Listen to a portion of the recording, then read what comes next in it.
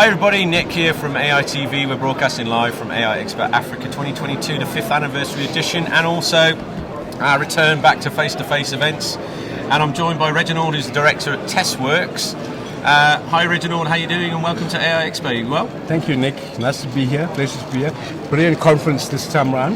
Yeah. Nice show up. Yeah. Yeah, it's been good.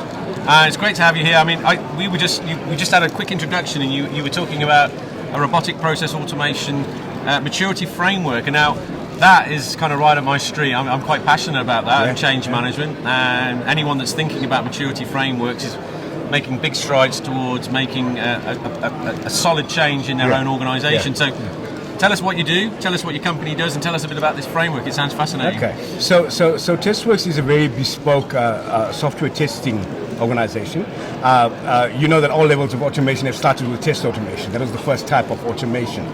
And obviously we moved into new age technologies, which is obviously your IPR, IDP, OCR, etc. levels of automation. Based in Cape Town, we established another company here in a division here in Johannesburg. We're on our way to Brazil.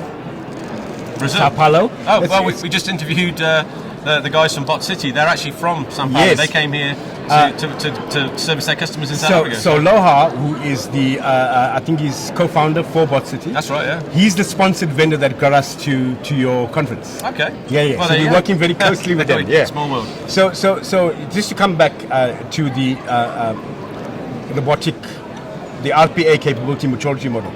You know, since RPA became a new age technology, big buzzword.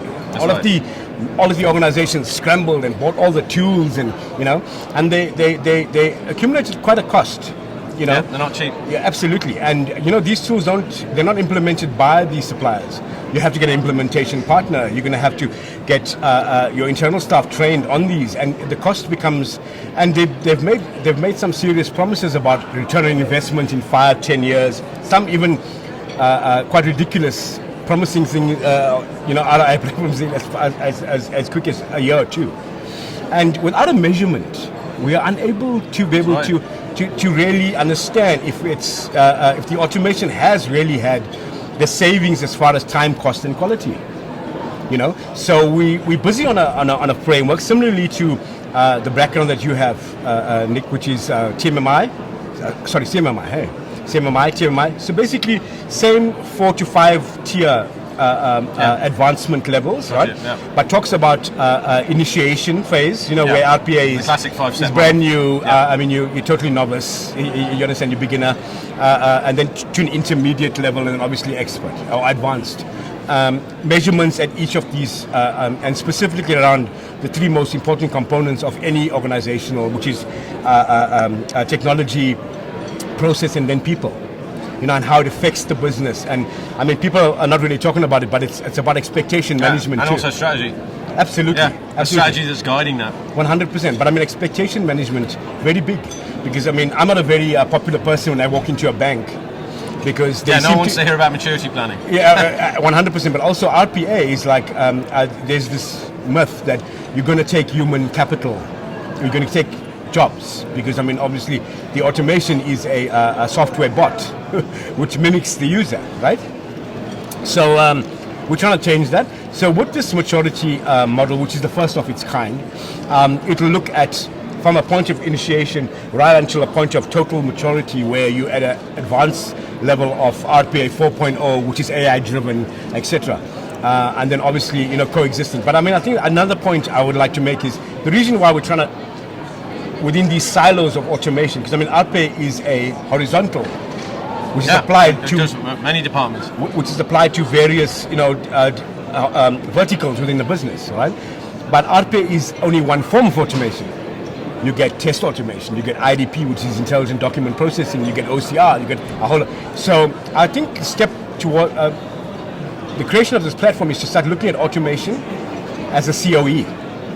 Not RPA COE, but automation as a COE. Yeah, just an automation center of excellence inside the company, looking at all aspects. Yeah. Absolutely, and this was the first way for us to, or rather the platform to be able to build on measuring You know, how And efficient. how's the platform delivered? Is it like a cloud-based dashboard type thing, or how do you do it? Not yet. Excel spreadsheet? Not yet. That's been the common one. These Yeah. expensive consultants coming with Excel spreadsheets. 100%. I mean, let's be honest. There's at one stage, Excel was the best thing since sliced bread. Remember?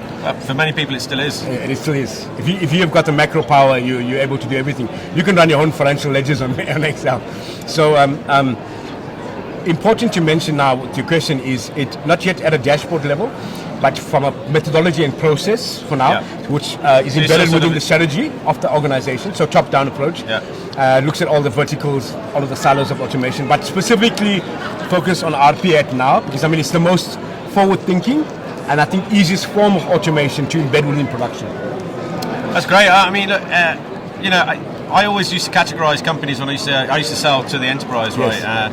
Some pretty complicated technology, and you know, one of the quickest ways to work out how easy it was going to be to work with a client was whether they had a change management center of excellence or a PMO, and whether that PMO was interested in talking about maturity planning. Yes. Because if they didn't have a PMO and they didn't were interested in maturity 100%, planning, you knew that it was going to be a tough 100%. deal. And I remember an old director of mine saying, Nick, if you ever turn up on a site to sell software and they've got cranes, it's going to be a tough sell, right? 100%. And it's the same thing about you know, selling complex software. That you know, if people don't understand the need for maturity planning as part of a change management strategy to measure where you are now and to see that improvement over time, again, you have to question the validity of their approach. Absolutely. And, you know, you can recommend it and not force it, but if you get a big no, chances are it's going to be a tough project to work on.